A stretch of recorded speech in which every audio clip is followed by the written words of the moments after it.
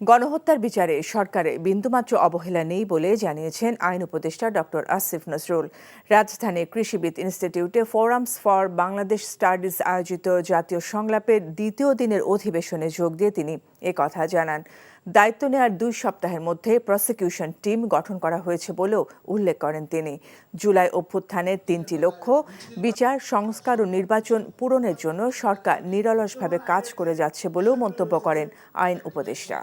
আইন সংশোধন করা হয়েছে, পুরো ব্যবস্থা যদি বিচার আশা করেন তাহলে হবে না, কারণ এখানে পদে পদে সংস্কৃতি খুনি হাসিনা শুরু করেছিল এবং হয়েছিলেন ঢাকা থেকে। সেই জায়গা থেকে যদি আমরা বের হয়ে না আসতে পারি। জুলাই গণ অভ্যুত্থানে অন্তত 3টা বড় লক্ষ্য আছে। একটা হচ্ছে বিচার, একটা হচ্ছে সংস্কার, একটা হচ্ছে নির্বাচন। বিচারটা মূলত আমাদের মন্ত্রণালয়ের দায়িত্বে, এখানে কোনো রকম কোনো গাফলতি হচ্ছে না, হবে না। আপনাদের বরং আমরা বলবো আপনারা একটা সিটিজেন্স ওয়াচডগ গ্রুপ করেন, তাহলে ওয়াচডগ গ্রুপের সাথে আমরা বাজেট আলোচনা করতে